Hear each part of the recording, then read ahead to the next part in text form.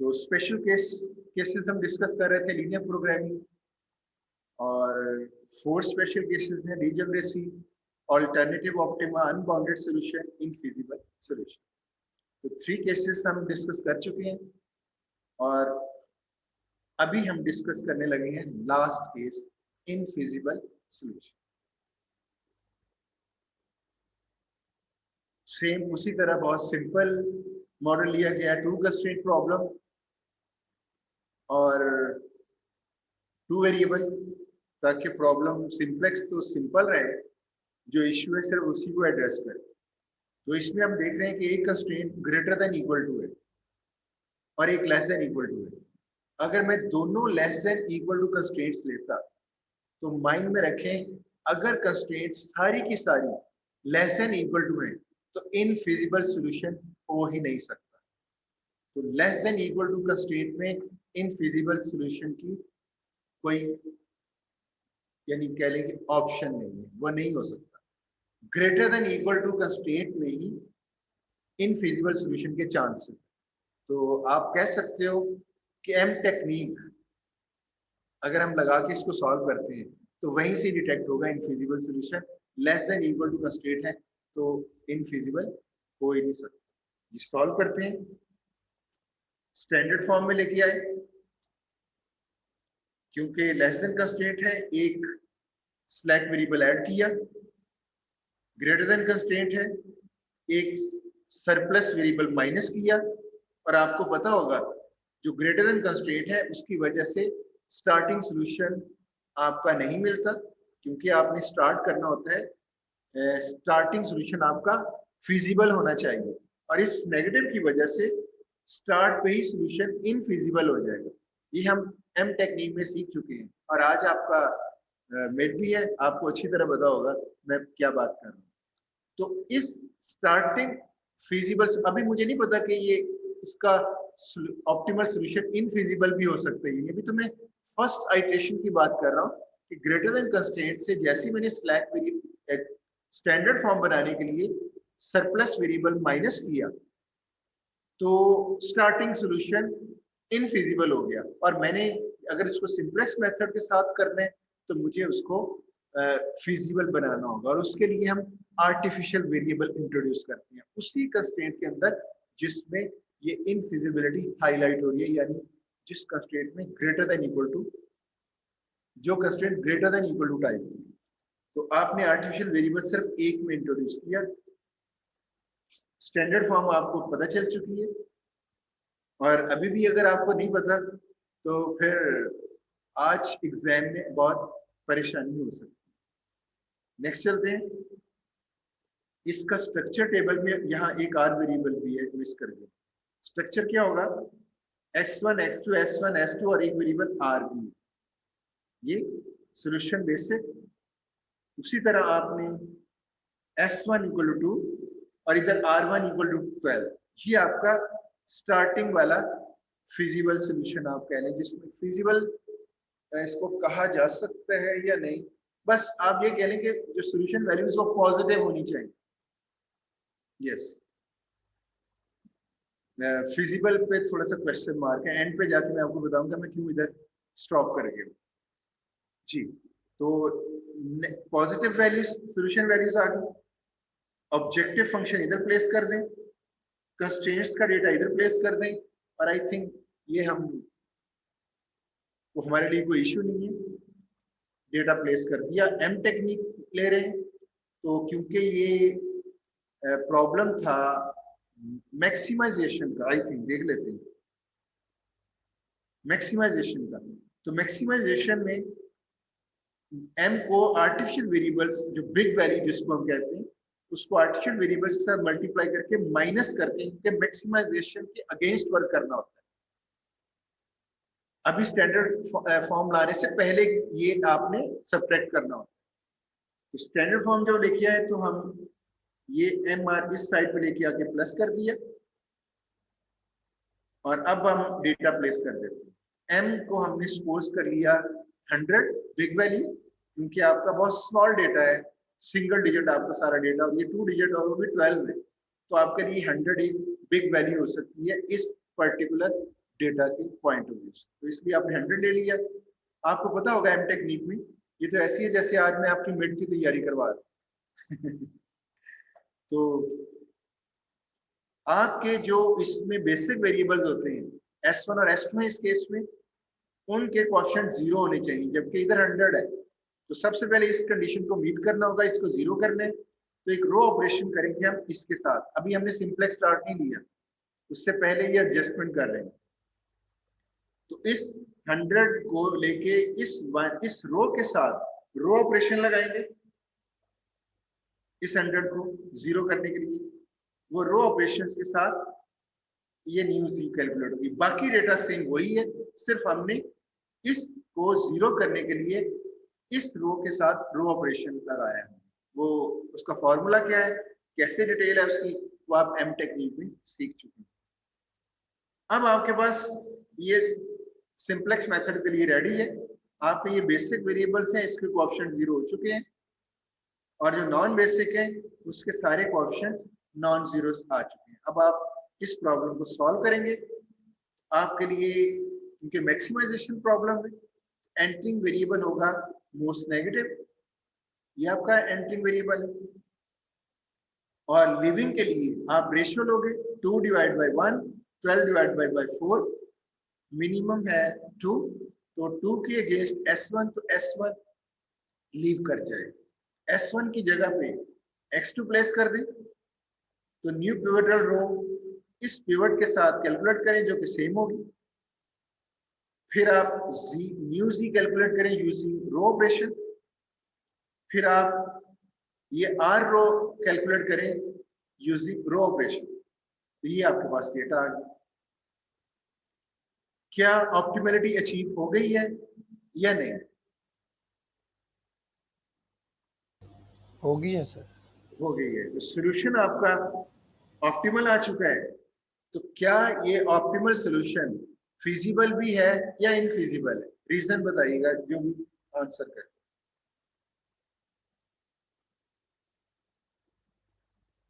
जी, आपके artificial variable, आपने M technique, आप आज आपने आपका क्विज भी है, क्विज मुंह से निकल आता है, मिड टर्म है। मिड टर्म में मैंने जब एम टेक नहीं करवाई थी तो मैंने उस वक्त आपको कहा था ये जो हम पेनल्टी डालते हैं आर्टिफिशियल वेरिएबल को, हमने अपनी आर्टिफिशियल वेरिएबल को हमने जबरदस्ती इंड्यूस करवाया था। क्यों?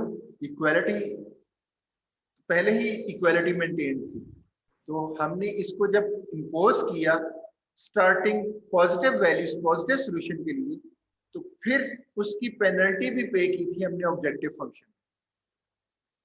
अब इस होप के साथ हम इस कर रहे थे कि लास्ट आइट्रेशन जो ऑप्टिमल आइट्रेशन होगी उसमें ये जो आर्टिफिशियल वेरिएबल है ये लीव कर जाएगा बेसिक सेक्शन।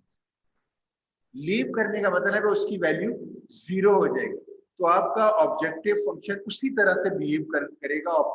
ऑप्टिमलिटी सोल्यूशन, जब ऑप्टिमल सोल्यूशन होगा तो हमें पता चलेगा R 0 है, तो आपका जो ऑब्जेक्टिव फंक्शन है उसमें है m multiply by R। R को 0 करें तो m, वैसी बिग पेनल्टी जो थी वो पेनल्टी ही खत्म हो गई।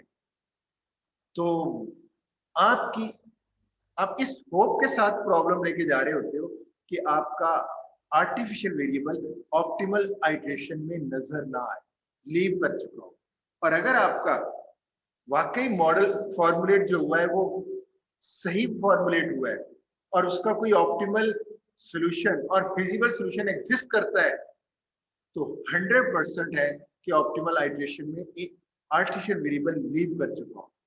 लेकिन अगर मॉडल, उस मॉडल का कोई फिजिबल सॉल्यूशन एग्जिस्ट नहीं करता, तो फिर आर्टिफिशियल वेरिएबल ऑप्टिमल आइट्रेशन में लीव नहीं करेगा, जो कि सिचुएशन इधर हमें नजर आ रही है। आपका सॉल्यूशन ऑप्टिमल आ चुका है, ऑप्टिमलिटी कंडीशन बता रही है सॉल्यूशन ऑप्टिमल है, लेकिन ऑप्टिमल सॉल्यूशन फिजिबल है या इनफिजिबल ये देखेंगे हम बेसिक सेक्शन में वेरिएबल्स कि उसमें कोई आर्टिफिशियल वेरिएबल तो एग्जिस्ट नहीं कर रहा। अगर एग्जिस्ट कर रहा है तो ये देखिए R = 4, आगे तो हम सॉल्व नहीं कर सकते, ऑप्टिमलिटी अचीव हो चुकी है, डेंजरस है हमारे लिए। ये इनफिजिबल सॉल्यूशन को, और इनफिजिबल सॉल्यूशन की सिर्फ डिटेक्शन यही है कि ऑप्टिमल लेवल पे एग्जिस्टेंस ऑफ आर्टिफिशियल वेरिएबल। तो अगर आपके ऑप्टिमैलिटी पे, ऑप्टिमल सॉल्यूशन में आर्टिफिशियल वेरिएबल भी एग्जिस्ट कर रहा है, इट मींस आपका ये जो ऑप्टिमल सॉल्यूशन है ये इनफिजिबल। जी बताइएगा, ये पॉइंट क्लियर हुआ? Yes sir. Yes sir. अच्छा, इसमें हमारे मॉडल पे क्या प्रॉब्लम है, हमने ये देखना है कि मॉडल में कोई इश्यू है। यस, मॉडल में इश्यू है, वो देखते हैं ग्राफिकली इसको विजुलाइज करते हुए। तो ग्राफिकल मेथड में तो हम आर्टिफिशियल वेरिएबल नहीं ना लेते, वो तो हम less than equal to constraint की भी हम प्लॉट कर लेते हैं लाइन, और शेडेड एरिया फाइंड आउट कर लेते हैं। Greater than equal to constraint की भी हम लाइन ड्रॉ करके और शेडेड एरिया डिसाइड कर लेते हैं। तो उसमें तो आर्टिफिशियल वेरिएबल का, तो ग्राफिकली देखते हैं इस मॉडल का ग्राफिकल सॉल्यूशन क्या कह रहा है। तो existence of variable, artificial variable are at the optimum shows solution is infeasible. Means, अच्छा, इनफिजिबल का मतलब भी यही है कि सारी जो कंस्ट्रेंट्स हैं वो साइमल्टेनियसली सेटिस्फाई नहीं कर रहे हैं। फिजिबल सॉल्यूशन तभी होता था ना कि सारी कंस्ट्रेंट, अब आपकी मार्केट डिमांड्स हैं, आपकी रिसोर्सेज की रॉ मटेरियल, जैसे आपने वो लिया था रेडीमिक्स में, तो कुछ अगर उसमें कोई ग्रेटर देन कंस्ट्रेंट भी हो और लेस देन कंस्ट्रेंट भी हो, तो आप पॉसिबल है कि वायलेशन हो जाए, आपको कोई कॉमन शेडेड रीजन ना मिले in case of greater than equal to constraint. तो वो तो सॉल्व करके ही पता चलेगा। तो आप देखते हो कि ग्रेटर देन कंस्ट्रेंट है, आप सॉल्व करते हो तो आर्टिफिशियल वेरिएबल लीव कर जाते हैं, और उस केस में हमारा ये क्लेम होता है कि आपका जो ऑप्टिमल सॉल्यूशन है वो फिजिबल भी है। मींस सारी कंस्ट्रेंट्स सेटिस्फाई कर रही है, तभी हम उसको फिजिबल ऑप्टिमल सॉल्यूशन कह रहे हैं ना। और हम सॉल्यूशन भी वही ढूंढ रहे होते हैं जिसमें सारी कंस्ट्रेंट्स सेटिस्फाई करें। तो अगर हमारा मॉडल सही है, उसको फॉर्मूलेट ठीक किया गया है, तो आप जब अलजेब्राइक वे में सॉल्व करते हो तो आर्टिफिशियल वेरिएबल इंट्रोड्यूस करवा के अपनी प्रॉब्लम को तो स्टार्ट कर लेते हो, और एंड पे 100% है, अगर मॉडल सही फॉर्मुलेट हुआ और विजुअल सॉल्यूशन का एग्जिस्ट करता है, 100% है कि आर्टिफिशियल वेरिएबल फाइनल आइटरेशन में लीव कर जाए, तो आप कहोगे ये है ऑप्टिमल सॉल्यूशन और ये फिजिबल भी है। लेकिन अगर आपका उसका कोई फिजिबल सॉल्यूशन एग्जिस्ट ही नहीं करता ऑप्टिमल, तो उस केस में मॉडल तो आपके सामने है लेकिन आपको नहीं पता, आप अभी भी, ये आपको आर्टिफिशियल वेरिएबल ही आपकी हेल्प कर रहा है कि आप आर्टिफिशियल वेरिएबल लेके जब उसको सॉल्व करोगे तो आर्टिफिशियल वेरिएबल लास्ट आइटरेशन में एग्जिस्ट कर रहा होगा। तो आर्टिफिशियल वेरिएबल ही आपकी हेल्प कर रहा है ये बताने के लिए कि इसकी जो कंस्ट्रेंट्स हैं साइमल्टेनियसली सेटिस्फाई नहीं हो रही। तो वो हम जरा देखते हैं, ग्राफिकली हम इसको विजुअलाइज कर सकते हैं। ये आपकी दो कंस्ट्रेंट्स हैं, less than equal to, greater than equal to, plot करते हैं। ये आपकी कंस्ट्रेंट है 2x1 plus x2 less than equal to 2, ये वाली कंस्ट्रेंट है। और अगर आप ओरिजिन 0 0 पुट करें तो ये सेटिस्फाई करेगी, इट मींस इसका शेडेड रीजन इधर है। दूसरी constraint 3x1 plus 4x2 greater than equal to 12, ये रीजन है, सॉरी ये लाइन है, और इसमें ओरिजिन सेटिस्फाई नहीं हो रहा है, 0 आ जाएगा, 0 greater than equal to 12, not satisfied, it means solution space opposite direction में इधर। तो बताएं, इसका शेडेड रीजन इधर है, इसका शेडेड रीजन इधर है, तो क्या कोई कॉमन शेडेड रीजन नजर आ रहा है आपको? No sir. No, it means ये इनफिजिबल सॉल्यूशन है और फिजिबल स्पेस ही नहीं मिल रही है आपको, तो आपका ऑप्टिमल सॉल्यूशन कैसे फिजिबल हो सकता है? तो इट मींस आपका ये सॉल्यूशन ग्राफिकली इस तरह से कर सकते हैं। आज ग्राफिकल मेथड भी है, तो ग्राफिकल मेथड में अगर मैं कोई क्वेश्चन इस तरह का दे दूं जिसमें कोई फिजिबल स्पेस एग्जिस्ट ना करती हो, तो ये एक वैलिड क्वेश्चन है। ये ना कहिएगा कि सर अभी आपने तो स्पेशल केस करवाया ही नहीं। भाई, ग्राफिकल मेथड की ये रिक्वायरमेंट है कि आपको पता चले कि फिजिबल रीजन है या नहीं। एग्री करते हैं मुझसे या नहीं, बताइएगा। Yes sir. जी। तो इस केस में देखें, इसका मतलब है ये जो मॉडल है इसका कोई feasible solution, optimal feasible solution exist नहीं करता। ग्राफिकली तो हमें बड़ी आसानी से पता चल गया, लेकिन वेरिएबल मोर देन 2 भी हो सकते हैं, 10 वेरिएबल, 20 वेरिएबल प्रॉब्लम, उसका तो ग्राफ नहीं बनाया जा सकता। वो तो विजुअलाइज नहीं होगा कि इसका फिजिबल सोल्यूशन एग्जिस्ट करता है यानी ऑप्टिमल लेवल पे। वो हम इसी तरह करेंगे कि अगर वो 10 या 20 वेरिएबल प्रॉब्लम है तो ग्रेटर देन कंस्ट्रेंट्स को आर्टिफिशियल वेरिएबल इंट्रोड्यूस करवाएंगे और सॉल्व करेंगे। जब वो ऑप्टिमल हो जाएगा तो ऑप्टिमल लेवल पे अगर आर्टिफिशियल वेरिएबल की एग्जिस्टेंस हुई तो हम वहीं वहीं कह देंगे कि ये जो ऑप्टिमल सॉल्यूशन है, ऑप्टिमलिटी अचीव होगी है लेकिन सॉल्यूशन इनफिजिबल। जी बताइएगा, पॉइंट क्लियर हुआ इस केस का? Yes yes sir. सर।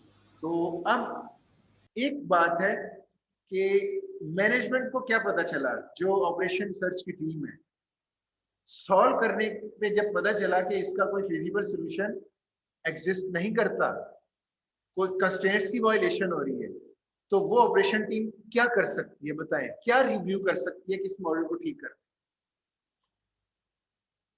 कोई माइंड में हिंट आता है? इस देखिए डिटेक्शन हो गई, आपको आर्टिफिशियल वेरिएबल ने देखिए इतना जबरदस्त एडवांटेज उसका है कि उसने डिटेक्ट करवा दिया कि सारी कंस्ट्रेंट सेटिस्फाई नहीं कर रही, इनफिजिबल सॉल्यूशन है एट ऑप्टिमम। तो मैं कह रहा हूं इनफिजिबल सॉल्यूशन का मतलब है इस प्रोजेक्ट पे काम ही ना किया जाए। तो बताएं अभी भी काम हो सकता है या नहीं? क्या इस मॉडल को ठीक किया जा सकता है या नहीं? बताइएगा, क्या रिव्यू करना होगा? सर H2 को ठीक किया जा सकता है। सॉरी दोबारा से बताएं। सर मे बी H2 को ठीक किया जा सकता है। X2 को? सॉरी सर, गलत बोल गई, गलत बोल गई। और दोबारा से कंडीशन चेक की जाएंगी उनकी, कौन सी कंडीशन? कंस्ट्रेंट जो सी प्रकार की। सर जो मसलन कहाँ कहाँ से पता चल रहा है ये कॉन्स्टेंट सेकंड है। गलत हो सकता है?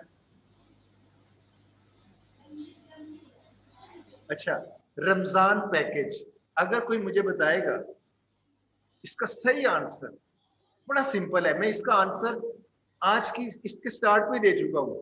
अगर कोई आंसर बताएगा 2 एब्सोल्यूट मार्क्स, ये सर क्वेश्चन क्या है ये बताइएगा। एक minute, 2 absolute marks Ramzan package, लेकिन आपने कंप्लीट आंसर करना है और मैं इसी लेक्चर में आपको उसका आंसर दे चुका हूं, आपको हिंट इधर मौजूद है। अब बताएं, हैंड रेस करें, फिर मैं उनको पूछूंगा, फिर बताऊंगा किसको मैंने पूछना है। हैंड रेस करें जिसने आंसर करना है, no negative marking. Sir 1 minute आप क्वेश्चन रिपीट करिएगा। क्वेश्चन ये है कि इसको मैंने जब सॉल्व किया तो ऑप्टिमम लेवल पे इनफिजिबल सॉल्यूशन आ चुका है, वो आप देख चुके हैं। इनफिजिबल सॉल्यूशन का मतलब भी मैं बता चुका हूं कि सारी कंस्ट्रेंट सेटिस्फाई नहीं कर रहे, तो उस सॉल्यूशन तो हमारे लिए मीनिंगलेस हो गया ना, उसका क्या फायदा? तो आप तो मैन्युफैक्चरिंग जब मॉडल फॉर्मुलेट करिए तो आप मैन्युफैक्चरिंग तो नहीं कर के लिए तो नहीं उसको भेजोगे इस मॉडल को कि जी ये प्रोडक्ट बनानी शुरू कर दो। क्यों? सारी कंस्ट्रेंट्स सेटिस्फाई नहीं हो रही, कोई एक भी वायलेशन हो रही है एक कंस्ट्रेंट की, तो हमारे लिए यूजलेस है ये मॉडल। तो मैंने कहा जब हमें पता चल गया है कि ये इनफिजिबल सॉल्यूशन है, तो ऑपरेशन रिसर्च टीम क्या करेगी? उस मॉडल को रिव्यू करेगी कि क्या ठीक किया जा सकता है, और वो ठीक करने का पॉइंट आपने बताने। जी, रियाज अहमद, इसमें हैंड, जिसने पहले हैंड रेस किया उसी से पूछा जाएगा। जी Riyaz, absolute 2 marks Ramzan package. Sir अगर आप देखिए आंसर, सर अगर किसी ने आंसर नहीं दिया तो पैकेज बढ़ सकता है। जी बताएं। सर ये ग्रेटर देन इक्वल टू थी तो हमने सर इसमें पेनल्टी ऐड की सर, लेकिन पेनल्टी ऐड करने के बावजूद हमारा काम नहीं हुआ। नहीं, मुझे बताएं इसको ठीक करना है, कैसे ठीक करेंगे? क्वेश्चन ये है। सर इसको ये है कि दूसरी कॉन्स्टेंट को चेंज करेंगे, क्योंकि सर क्या वो हमें फायदे नहीं दे रही। क्या करेंगे? दूसरी कंस्ट्रेंट को चेंज कर देंगे क्या करेंगे? चेंज कैसे? सर, उसकी जो कंडीशन है उसको चेंज कर देंगे। सॉरी मैं पूछ रहा हूँ कंडीशन कंस्ट्रेंट को क्या चेंज करेंगे वो बताएं ना। सर लेस देन कर देंगे। लेस देन कर देंगे। एक हैंड और रेस हुआ, देखते हैं शायद अच्छा आंसर मिल जाए। हाँ सर फिजा, कंफर्म नहीं है सर, कंफर्म नहीं है। ये हो सकता है कि जितनी वैल्यू पेनल्टी की हमने डाली है हम और इंक्रीज कर दें नो, कंस्ट्रेंट को सेटिस्फाई कराने के लिए। अभी भी मैं इसको पैकेज मेरा अभी भी मौजूद है। कोई आंसर करेगा? सर जब तक हम वो कंडीशन नहीं चेंज करेंगे जी, सर ये प्रयास प्रयास इनफिजिबल। आप आंसर दे चुके हो, अब दूसरी अटेम्प्ट नहीं है। जी बाद में कंक्लूड करूंगा। जी कोई एनी अदर स्टूडेंट?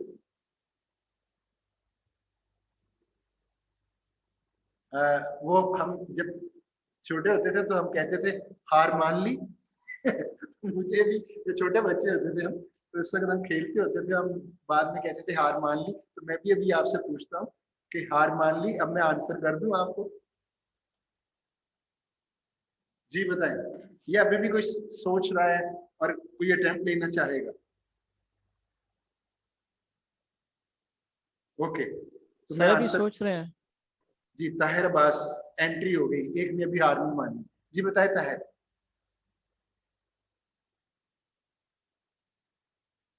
ताहिर आपने माइक ऑन किया था।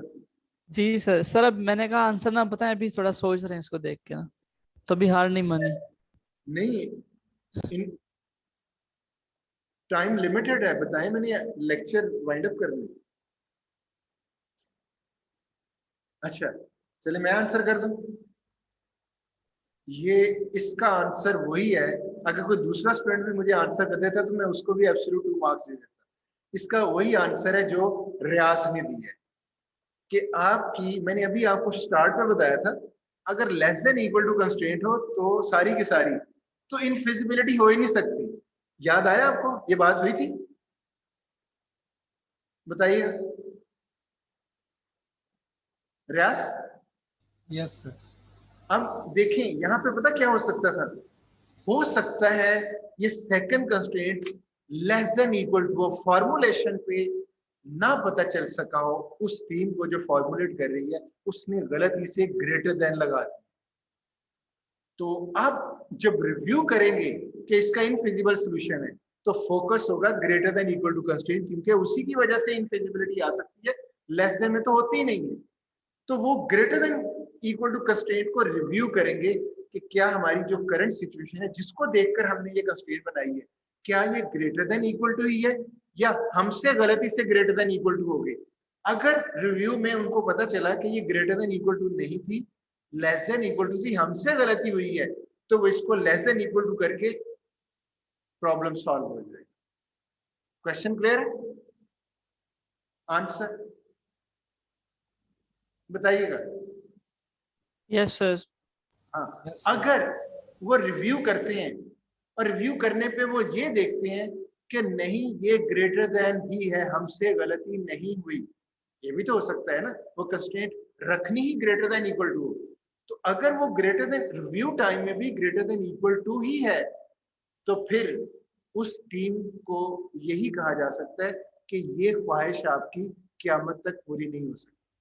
यस ये सर, जो वो कर रहे हैं काम वो गलत, वो ठीक नहीं, वो फायदा ही नहीं दे रहा। Maybe requirement greater than equal to की हो, लेस देन इक्वल टू उनके लिए सूटेबल ना हो सकता है ना, जो ये लेकिन कंस्ट्रेंट सर वो बना रहे हैं। अचीव नहीं कर सकते ना उसे, क्या?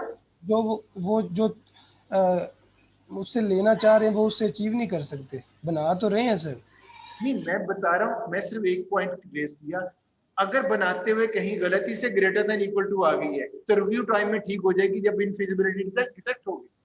लेकिन अगर रिव्यू टाइम में पता चला नहीं ग्रेटर देन इक्वल टू ही चाहिए, तो फिर आपने उसको फिजिबल बनाने के लिए लेस देन करके फिजिबल नहीं शो करना, ये तो गलत बात हो जाएगी ना। तो उनकी रिक्वायरमेंट ही ग्रेटर देन इक्वल टू, फिर यही हो सकता है कि इस प्रोजेक्ट को डिस्कार्ड कर दें, इस क्योंकि इसका फिजिबल सोल्यूशन ही नहीं है। तो इनफिजिबिलिटी का मतलब ये नहीं कि जबरदस्ती उसको फिजिबल बनाना, मतलब ये कि रिव्यू करें, अगर लेस देन इक्वल टू थी, आपसे गलती से ग्रेटर देन इक्वल टू, तो फिर तो इसकी रेमेडी है, आप कर दें, आपको फिजिबल मिल जाएगा। लेकिन अगर वो टीम कहती है नहीं हमारी रिक्वायरमेंट ही ग्रेटर देन इक्वल टू है और फिर इनफिजिबल सॉल्यूशन आ रहा है, तो फिर यही कहा जा सकता है कि ये आपका फिजिबल सॉल्यूशन इसको ग्रेटर देन करते हुए पॉसिबल नहीं है, तो वहीं इसको इनफिजिबल डिक्लेयर करते हुए उस प्रॉब्लम को डिस्कार्ड कर दिया जाए मॉडल। जी क्लियर हो गया पॉइंट? Yes sir. क्लियर है। पॉइंट क्लियर हो गया? यस सर हो गया। एक मिनट,